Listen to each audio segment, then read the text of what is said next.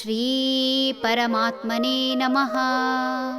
ಶ್ರೀಮದ್ಭಗವದ್ಗೀತಾ ಅಥ ಸಪ್ತಮೋऽಧ್ಯಾಯಃ. ಜ್ಞಾನವಿಜ್ಞಾನಯೋಗಃ.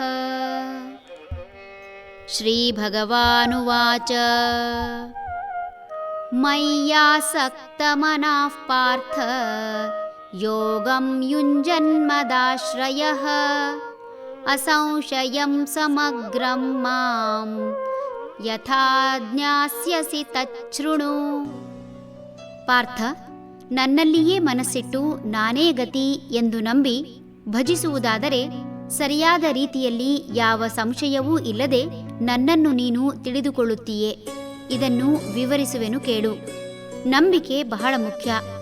ಏನನ್ನಾದರೂ ನಂಬಿದರೆ ಅನುಭವದ ಆಧಾರದಲ್ಲಿ ಈ ಹಿಂದೆ ಚಿತ್ತದಲ್ಲಿ ಮುದ್ರಿತವಾದ ಎಲ್ಲ ಮಾದರಿಗಳನ್ನು ಅಳಿಸಿ ಹಾಕಿ ಹೊಸ ದೃಷ್ಟಿಕೋನದಿಂದ ನೋಡುವಂತೆ ಮಾಡಬೇಕು. ಒಬ್ಬ ವ್ಯಕ್ತಿಯನ್ನು ಹಿಂದಿನ ಅನುಭವದ ಆಧಾರದಲ್ಲಿ ನಂಬುವುದು. ಅಪರಿಚಿತರನ್ನು ಅಷ್ಟು ಸುಲಭವಾಗಿ ಯಾರೂ ನಂಬರು.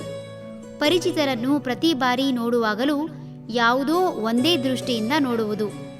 ಮೊದಲ ಭೇಟಿಯಲ್ಲಿ ಅಥವಾ ಆಗಾಗ ಆದ ಭೇಟಿಯಲ್ಲಿ ಒಟ್ಟಾರೆಯಾಗಿ ಸಂಗ್ರಹವಾದ ಅವರ ಗುಣವನ್ನೇ ನೋಡುವುದು ವಿನಃ ಒಮ್ಮೆ ಆ ವ್ಯಕ್ತಿ ಬದಲಾದರೂ ಅವನಲ್ಲಿನ ಆ ಹಳೆಯ ವ್ಯಕ್ತಿತ್ವದಿಂದಲೇ ಗುರುತಿಸುವುದು. ಪೂರ್ಣ ಪ್ರಮಾಣದಲ್ಲಿ ಯಾವುದನ್ನೂ ನಂಬಿದರೂ ಹಳೆಯ ಅಭಿಪ್ರಾಯದಿಂದ ಉಂಟಾದ ಮಾದರಿ ಅಳಿಸಲು ಸಾಧ್ಯವಿದೆ. ಕಲಿಯುವ ಯಾವುದೇ ವಿದ್ಯೆಯನ್ನು ಪೂರ್ಣ ಪ್ರಮಾಣದಲ್ಲಿ ನಂಬಿದರೆ ವ್ಯಕ್ತಿಯ ವ್ಯಕ್ತಿತ್ವವೇ ಬದಲಾಗುತ್ತದೆ. ಈ ಕಾರಣದಿಂದಲೇ ವಿದ್ಯಾಭ್ಯಾಸ ಎಂದರೆ ಶಾಶ್ವತ ಬದಲಾವಣೆ ತರುವಂಥದ್ದು ಎನ್ನಲಾಗುತ್ತದೆ. ವಿದ್ಯೆಯನ್ನು ನಂಬಿದವನಿಗೆ ಬದುಕು ಎಂದೂ ದುಸ್ತರವಾಗುವುದಿಲ್ಲ. ಯಾರು ನಂಬುವುದಿಲ್ಲ ಅಂಥವರು ಬದಲಾಗಲು ಸಾಧ್ಯವಾಗದೆ ಜೀವನದಲ್ಲಿ ತೊಂದರೆ ಅನುಭವಿಸುತ್ತಾರೆ. ಹಾಗೆಯೇ ಭಗವಂತನನ್ನು ಪೂರ್ಣ ಮನಸ್ಸಿನಿಂದ ನಂಬಿದರೆ ಚಿತ್ತ ನಿವೃತ್ತಿಯಾಗುತ್ತದೆ. ಆಗ ಹೊಸ ದೃಷ್ಟಿಕೋನ ಬರುವುದರಿಂದ ಗ್ರಹಿಸುವ ಸಾಮರ್ಥ್ಯ ಬದಲಾಗಿ ಭಗವಂತನನ್ನು ಪೂರ್ಣ ಪ್ರಮಾಣದಲ್ಲಿ ತಿಳಿಯಬಹುದು. ಹರಿ ಓಂ.